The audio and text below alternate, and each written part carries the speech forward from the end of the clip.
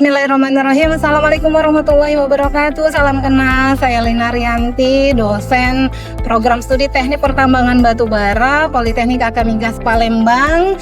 Kali ini saya akan menjelaskan tentang pernyataan diri saya dalam unsur pengajaran untuk penilaian dalam Serdos gelombang 1 tahun 2025. Kali ini saya akan menjelaskan tentang mata kuliah pengetahuan lingkungan pertambangan dan regulasi tambang. Mata kuliah ini berada di semester 3 program studi teknik pertambangan batubara, adapun dengan satuan kredit semester 2 SKS. Deskripsi mata kuliah ini adalah mata kuliah wajib yang disampaikan untuk mencapai profil lulusan program studi sebagai foreman environment dan pelaksana reklamasi yang mampu mengelola dan mengawasi pelaksanaan pengelolaan lingkungan tambang.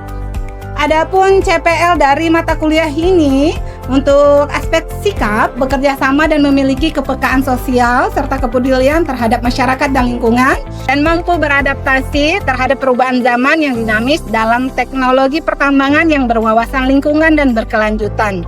Untuk aspek keterampilan umum, mampu menyelesaikan pekerjaan berlingkup luas dan menganalisis data dengan beragam metode yang sesuai baik yang belum maupun yang sudah baku, dan mampu memecahkan masalah pekerjaan dengan sifat dan konteks yang sesuai dengan bidang keahlian penerapannya didasarkan pada pemikiran yang logis, inovatif, dan bertanggung jawab atas hasilnya secara mandiri.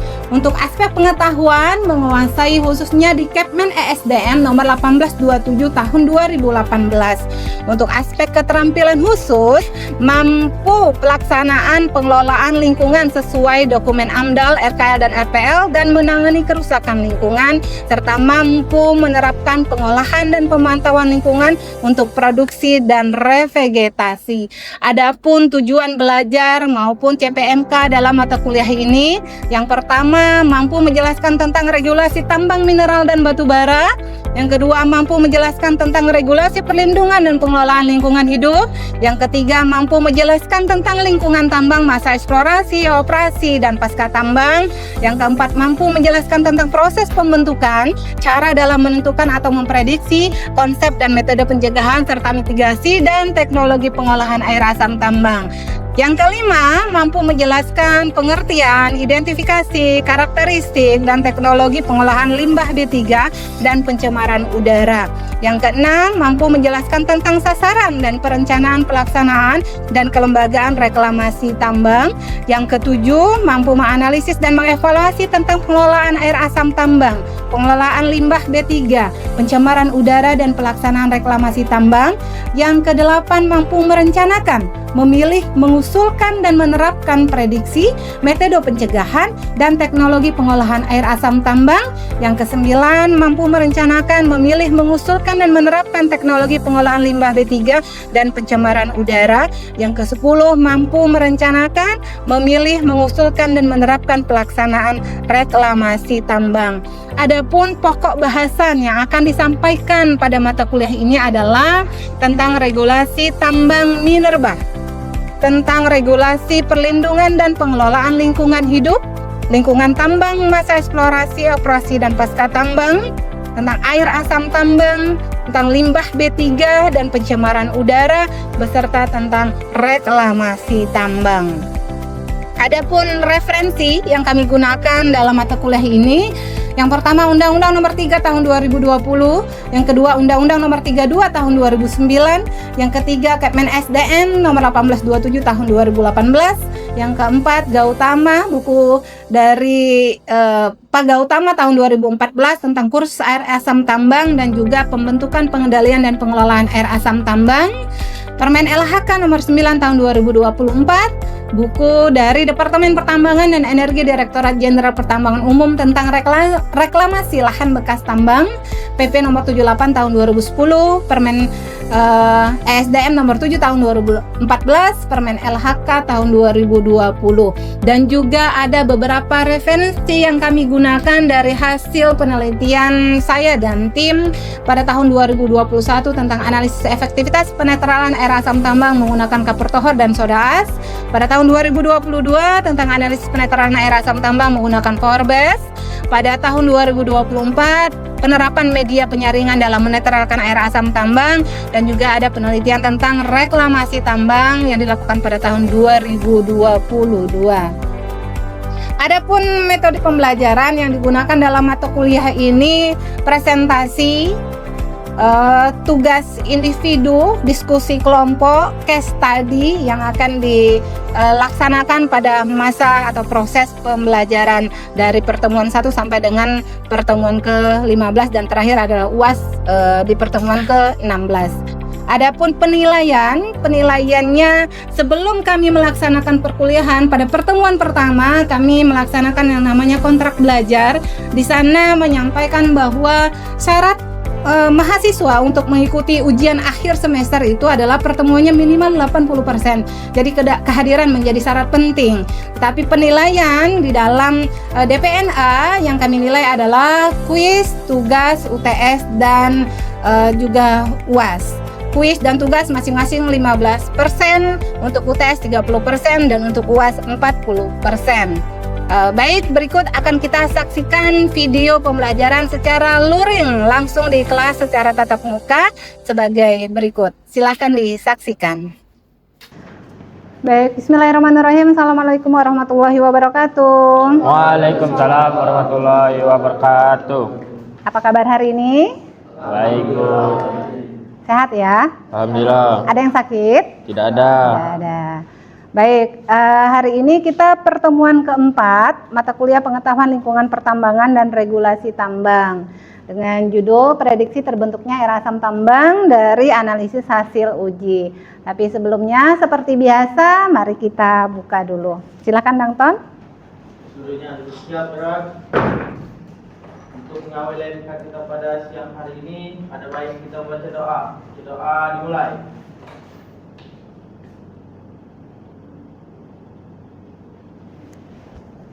Doa selesai. Beri salam. Assalamualaikum warahmatullahi wabarakatuh. Waalaikumsalam warahmatullahi wabarakatuh. Sebelum dimulai lagi, kita absen dulu ya. Saya panggil satu persatu. Rizky Alfiansa, Muhammad Ridandi Hidayatullah, Sahrul Mizah, oke. Gandhi Handoyo, oke. Rizky Reza, oke. Muhammad Kakak Renar, Hadir, Bu. Abi Batara, Algio Stefani, terakhir Melinda. Oke, baik, lengkap semua ya. Yo. Kita lanjutkan untuk materi hari ini. Oke.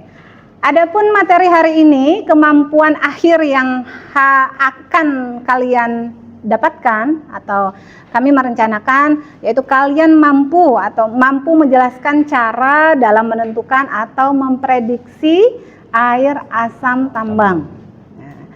Bahan kajiannya cuma satu kita, cara dalam menentukan atau memprediksi air asam tambang. Nanti ada hasil uji yang selanjutnya akan kita analisis sehingga tahu prediksi ke depan ini akan terbentuk air asam tambang atau tidak, gitu ya. Terus indikator penilaian yaitu ketepatan dalam menjelaskan tentang cara dalam menentukan atau memprediksi terbentuknya air asam tambang dari hasil analisis uji ya. Yang nanti akan kita coba diskusikan bersama. Adapun referensi dalam pertemuan kali ini adalah di Undang-Undang Nomor 3 Tahun 2020, Kepmen SDM Nomor 1827 Tahun 2018, buku dari Gautama tahun 2014 tentang kursus air asam tambang dan pembentukan pengendalian dan pengelolaan air asam tambang. Oke, sebelum masuk ke materi yang ini, coba di flashback kembali. Materi yang sebelumnya tentang apa? Pembentukan air asam tambang. Apa itu air asam tambang? Rizky Reza? Berarti air yang berasal dari aktivitas tambang yang memiliki keasaman yang tinggi. Itu ada di undang-undang ya. Materi hari ini yaitu tentang bagaimana cara kita memprediksi terbentuknya air asam tambang. Seperti sebelumnya, kita harus mengkarakteristik dulu batuan, sampel. Kita ngambil sampel di lapangan, terus kita uji ya, uji di laboratorium. Ada 2 uji yang dilakukan. Yang pertama adalah uji statik, yang kedua adalah uji kinetik. Apa yang dimaksud dengan statik? Statik itu berarti statis. Diam ya. Ya. Uji statik ini dia tidak mempertimbangkan laju. Pembentukan Ya. penetrasi. Dia hanya mengetahui potensi pembentukan asam yang terjadi pada batuan. Itu uji statik. Ya. Uji statik salah satunya adalah uji potensi pembentukan asam. Jadi yang dicari nanti adalah nilai TS, total sulfur dan sulfur sulfida, dan juga ada yang namanya KPA, uji kapasitas penetralan asam, atau istilah lainnya adalah exit neutralizing capacity. Jadi di uji potensi pembentukan asam ini adalah untuk menentukan secara independen komponen yang dapat membangkitkan asam dan komponen yang dapat menetralkan asam. Kalau komponen yang dapat membangkitkan asam berarti ada unsur apa? Mineral sulfida. Ya. Kalau komponen yang dapat menetralkan asam? Dan sulfida. Kalau membentuk asam tadi adalah mineral sulfida. Kalau menetralkan asam? Mineral karbonat. Nah, jenis uji statik total sulfur, spesial sulfur, dan pH pasta. Ini semua nanti diuji di laboratorium. Alatnya ada yang namanya Leukosulfur Analyzer. Oke. Nah, tadi kapasitas penetralan asam atau KPA, bahasa lain adalah exit neutralizing capacity, gitu ya. Ini juga berdasarkan dari laboratorium ya. Nah, jadi KPA tadi apa? Kemampuan bawaan batuan untuk menetralkan asam ya, dan umumnya karena kehadiran mineral karbonat.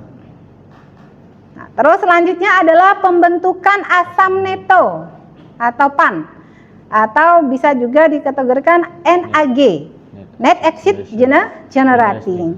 Uji PAN ini dilakukan dengan mereaksikan sampel batuan dengan oksidator kuat, yaitu hidrogen peroksida, untuk mengoksidasi semua mineral sulfida secara sempurna yang ada di dalam sampel batuan dengan cepat. Berarti kita kemana lagi? Ke laboratorium. Nah, setelah selesai uji statik tadi ya, jadi untuk menentukan potensi pembentuk asam atau penetral asam, tadi pakai uji statik, dan selanjutnya adalah uji kinetik. Kinetik itu apa?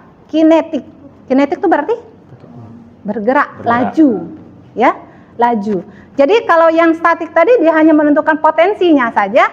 Sekarang uji kinetik ini adalah apa? Untuk memahami kinetika reaksi, ya. Pembentukan asam pada sampel melalui suatu simulasi reaksi oksidasi dalam batuan. Oke. Ini gambaran yang dilakukan di laboratorium. Jadi kalau uji kinetik itu ada skala laboratorium, ada juga bisa di lapangan. Secara langsung. Oke. Nah, setelah selesai uji statik sama uji kinetik yang kita lakukan di laboratorium gitu ya, maka selanjutnya apa? Karena tujuan kita mau memprediksi ya, berarti kita analisis. Analisis hasil uji statik dan hasil uji kinetik. Analisisnya pakai apa? ABA, exit based accounting, dan juga pakai kriteria penapisan. Nanti kalau hasil uji kinetik tinggal kita lihat saja gambaran grafiknya ya, karakteristik geokimia batuan. Ya, kita lihat dulu yuk satu-satu. ABA, exit based accounting ya, adalah metode kesetimbangan asam dan basah. Nah, jadi tadi ada uji sulfur, total sulfur. Jadi persen S, ya, persen S dapatkan Asam yang dapat terbentuk dari kandungan sulfur sebesar 1%. 1% itu sama dengan 30,62 kg per ton batuan. Itu 1% sulfur. Jadi kita mendapatkan apa? Nilai PKM, potensi keasaman maksimum.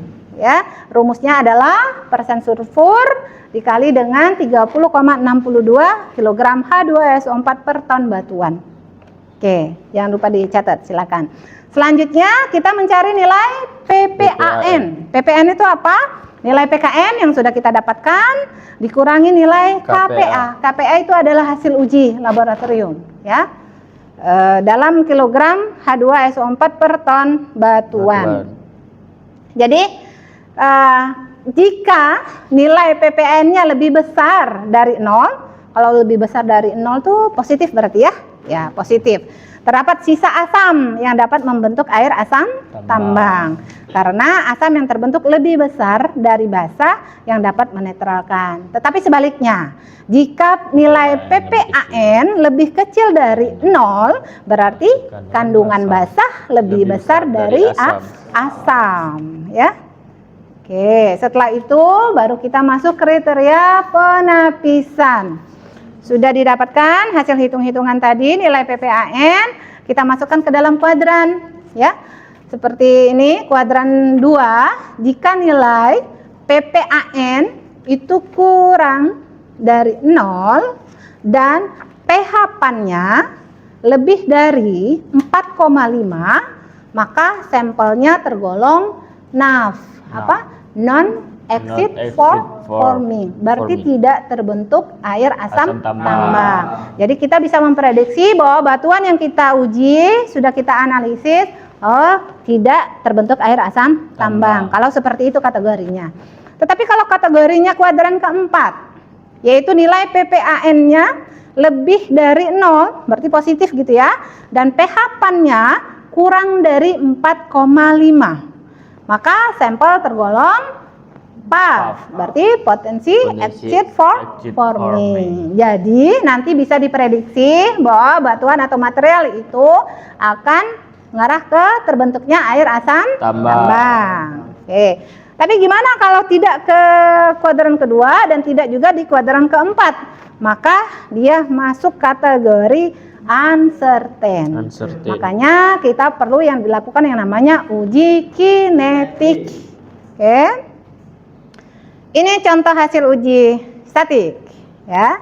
Hasil uji statik tadi sudah disampaikan ada beberapa sampel, dapatlah dari laboratorium persen sulfurnya, terus dapat juga nilai KPA-nya, dihitung tadi pakai ABA tadi, PKM-nya dapat, PPAN-nya dapat, sehingga tahulah tipe batuannya apa. Apakah PAF, NAF atau uncertain.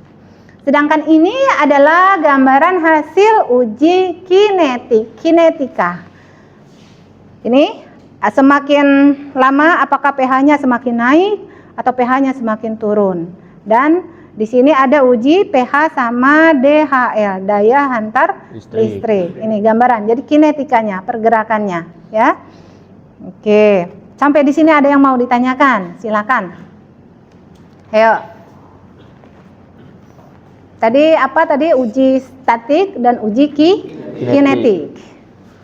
Uji statik tadi buat apa? Algio. Uji statik. Potensi, bentuk asam dan penetral asam.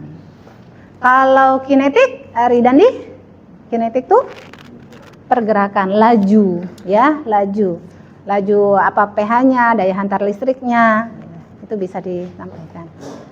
Ya, ada yang mau tanyakan untuk yang analisis tadi, yang ABA tadi? Ya, mencari kriteria penapisan. Ada yang mau ditanyakan? Ada, Melinda?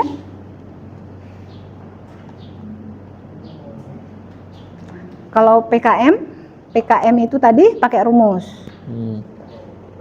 Ya. Persen sulfur dikali 30,62. Iya. 1% sulfur itu sama dengan berapa? 30,62 30,62 kilogram H2SO4 per ton batuan. ton batuan. Enggak Pak, udah paham semua? Ada yang mau ditanyakan? Gandhi? Lebih lama ini. Silakan. Kalau genetik kan yang bisa diuji secara langsung dengan tidak kan? Kalau tidak ada yang mau ditanyakan, nanti kita mulai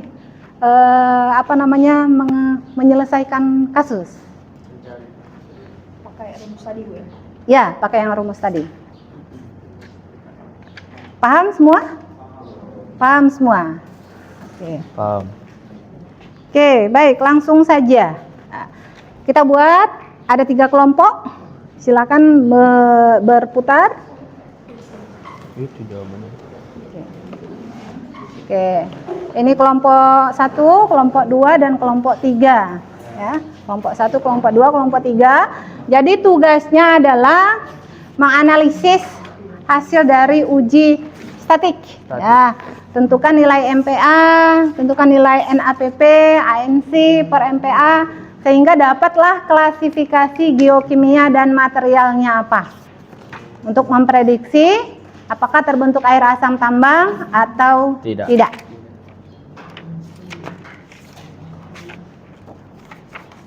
Silakan dimulai. Ya, silakan dikerjakan. Nanti ada 1 orang perwakilan dari kelompoknya masing-masing menjelaskan. Pilih saja, itu kan ada 5 ya, 5 sampel. Silakan pilih mau sampel nomor berapa. Misalnya kelompok ini sampel nomor berapa yang dipilih? Nomor 2. Kelompok ini nomor 1. Kelompok ini nomor 4. Nah, masing-masing nanti ada yang menyampaikan hasilnya. Nanti dijelaskan karakteristik geokimia sama materialnya, apakah NAF atau PAF, dan dijelaskan juga kenapa bisa hasilnya PAF dan kenapa bisa hasilnya NAF. Silakan. Sepertinya kelompok 1, kelompok 2, kelompok 3. Kelompok 2 sudah siap. Silakan. Siapa yang menyampaikan hasil analisisnya? Dari siapa? Kakak? Nah, boleh. Silakan. Kakak. Langsung saja di sini nggak apa-apa. Di tempat duduk saja dibacakan hasil analisisnya seperti apa. Jawabannya masing-masing sehingga hasilnya apa. Untuk kode sampel AT 430 atau yang kami pilih yang soal pertama, nilai MPa-nya yaitu 58,17178 yang didapatkan dari persen sulfur dikali 30,6. Dan nilai NAPP sama dengan 54,958 yang didapatkan MPa dikurang ANC. MPa-nya 58,178 dikurang ANC 3,22. Oke. Dan nilai ANC per MPa sama dengan adalah 0,05534 yang didapatkan 3,22 dibagi 58,178. Klasifikasi geokimianya yaitu PAF, yang dimana NAPP-nya lebih dari 0 dan NAGPH-nya kurang dari 4,5. Terus Kemudian klasifikasi material yaitu PAF. Kenapa? Karena kurang dari 1. Oke, good. Tepuk tangan dulu buat kelompok 2. Terima kasih. Jadi seperti itu ya, mudah sekali gitu ya. Kita memprediksi apakah material batuan yang sudah kita uji di lapangan itu akan membentuk air asam tambang atau tidak terbentuknya air asam tambang. Kita kasih kesempatan untuk kelompok ke-1 atau kelompok ke-3. Boleh, silakan, ayo.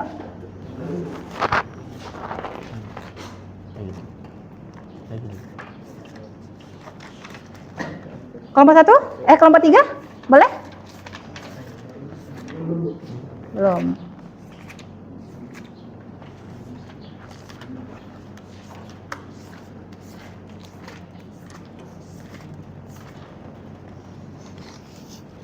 Sudah dapat? Nomor berapa tadi? Nomor 4 AAT 5. AAT 5. Ya, lebih dari 1 kan? Ya, hasilnya. Ya. Silakan.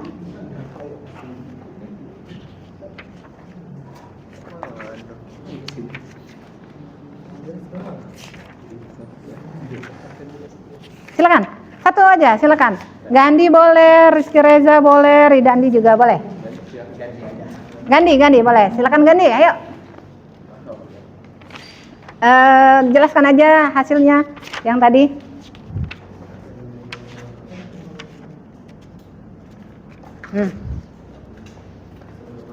Ya, nilai MPA-nya berapa? NAPP-nya berapa?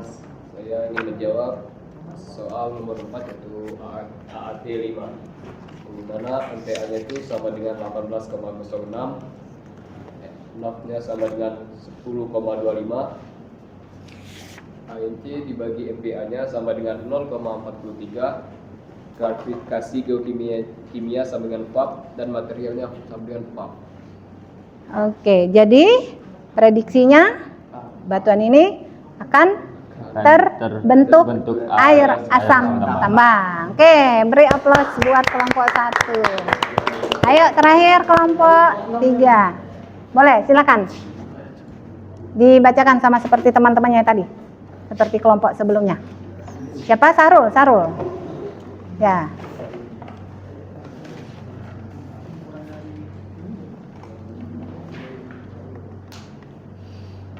Berapa hasilnya? NAPP-nya berapa, Sarul?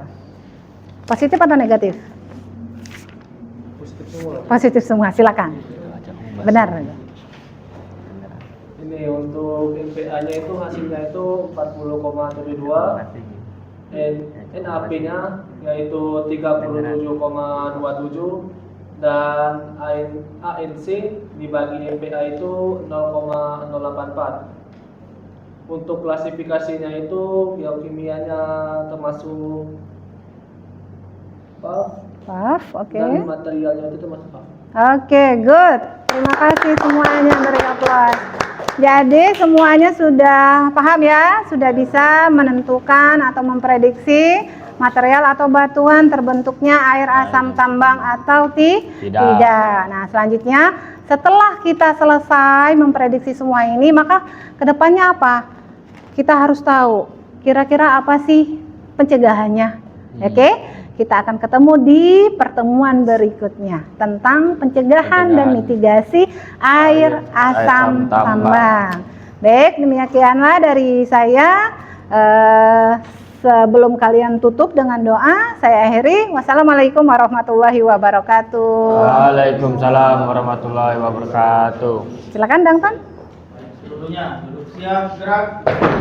Untuk mengakhiri MK kita pada siang hari ini, ada baik kita membaca doa. Baca doa dimulai.